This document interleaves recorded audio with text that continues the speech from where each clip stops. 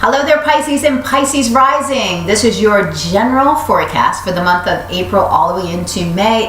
We've got lots of stuff going on. We just came out of an eclipse of Pisces. Hopefully you've charted some brand new territory, big things going on in your life, of course, because eclipses are there and they bring things, change into your life. And you know, you're also extremely lucky. Jupiter comes into a new sign, spends about a year there, takes 12 years to go around. It is opposite your sun now, bringing you good fortune from others. That's fantastic. About 6 years ago, so it was in your sign. What were you doing at that time? You were expanding on things that you wanted. Now, all the work you're doing on yourself, you're getting some reward from other people. So Jupiter brings to you people with money, people that are enthusiastic, Jupiter-like, Capricorn people, or right now Jupiter is in a Virgo, so Virgo-type people coming to you. Relationships are interesting because it's all vibrational. We vibrate something, we attract it to us. You're vibrating Neptune. Neptune's been in your sign. It's been in its own sign for a while. That's very, it can be very cloudy, but what just really brings out that real Neptunian nature. When it's on your sun, though, or around your sun, it can weaken you in certain ways and make you kind of disoriented in some ways. Vitality, it can weaken a little. So just make sure that you're taking care of your strength. That's important. And making sure that you're extremely healthy. With Jupiter opposing you now, and Jupiter in the sign of Virgo, he wants all of us to take on a new routine, watch our routine. Now, of course, being just a sun in Pisces, you operate out of your opposite sign. We all do. It's about balance. So here, new ways to nurture yourself, feed yourself, take care of your routine in different ways. It's healthy to have a standard routine of what you're doing and how you're taking care. So this new moon, last month, it was in your first house. You were coming forward with new things. It's in your second house of money. We all need funds. We need funding. We need money. But it's not just about money. It's about what you do. It's your resources that you have to make money. With Aries on the second house cusp, you can tend to spend a little bit fast, because Aries is about fast and doing it. So it's money. Venus is also there. So Venus brings you opportunity for new money. I've seen this so many times. You know, if you have your own business, you'll get more orders or things like that. But it's just, it's opportunities to make more money and that. So then it's going into, on April the 29th, Venus will move into your third house and bring you nice opportunity, if you're single, to meet new people around where you live, through your siblings, in your own neighborhood, to go on little short distance trips and have a really fun time. And, you know, Uranus being in your second house has given you surprises come up where you've got to outlay cash or surprise money coming in at times. So that's quite interesting. So let's go through this. Your rulers, your esoteric ruler, older ruler, Jupiter, your natural ruler, Neptune, both of the rulers. Jupiter is trining Pluto right now, so that one's really strong, and Neptune's in its own sign. You have a lot of strength behind you right now to be inspired and to go forward and get the funding that you want to do to bring something forward. Having some new partnerships or relationships or new marriages that bring you good fortune as well. Now, Mars is going to be going retrograde, as is Pluto, as is Mercury this month. So when is that happening and where is that happening in your chart? So first of all, let's look where Mars is, and Mars is with Saturn.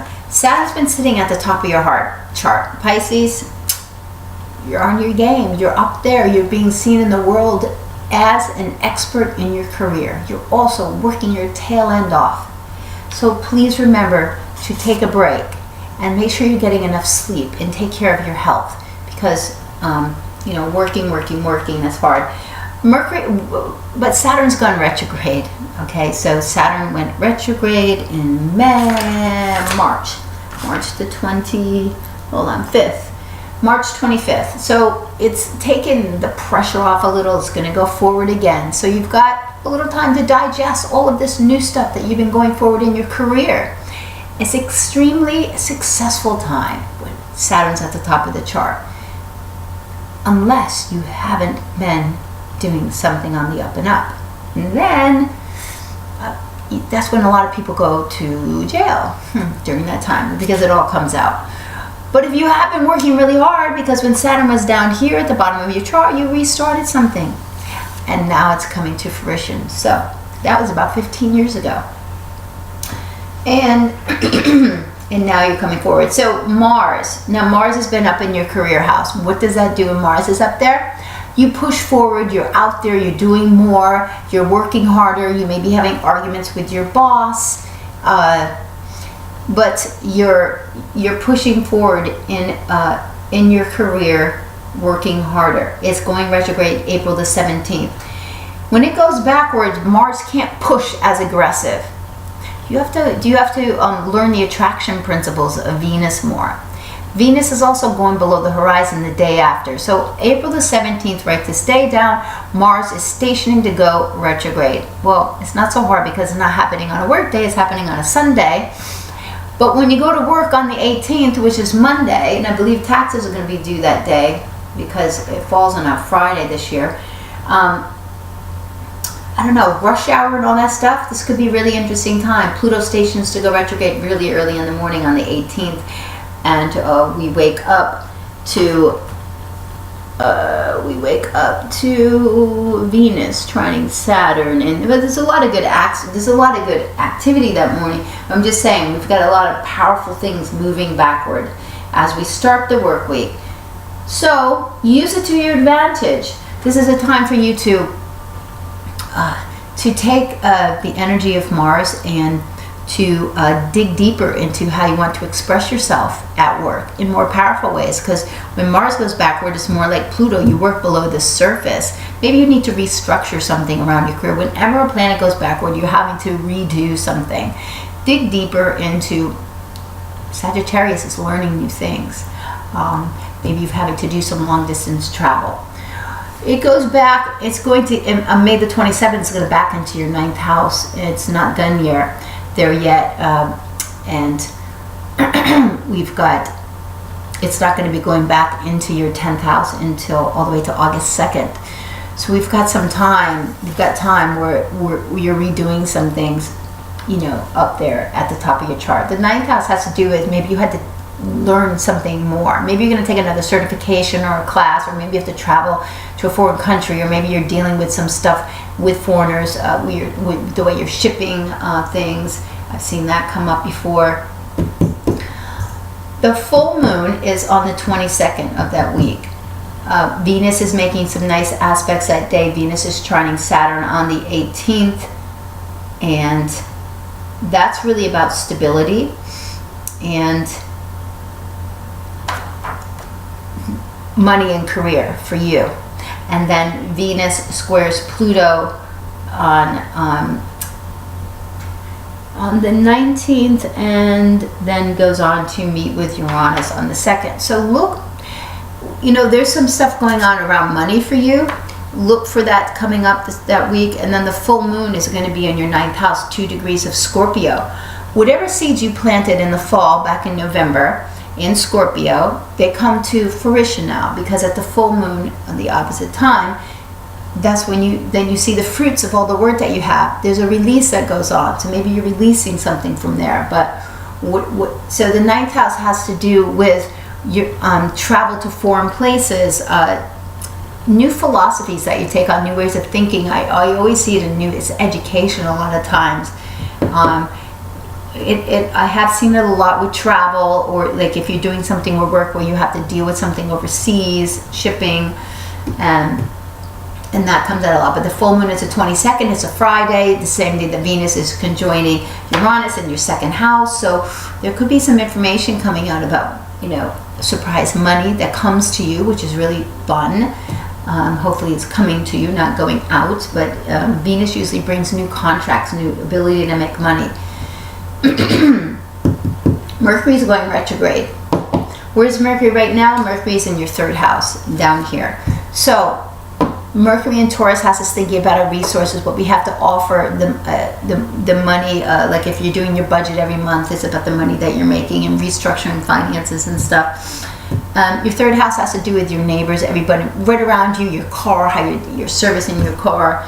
And Mercury is going to go into its shadow this Thursday, but then it's going to go retrograde at the end of the month. When it goes retrograde, your third house has to do with your car. So just watch for things that are breaking down that need to be repaired, because that is Mercury retrograde.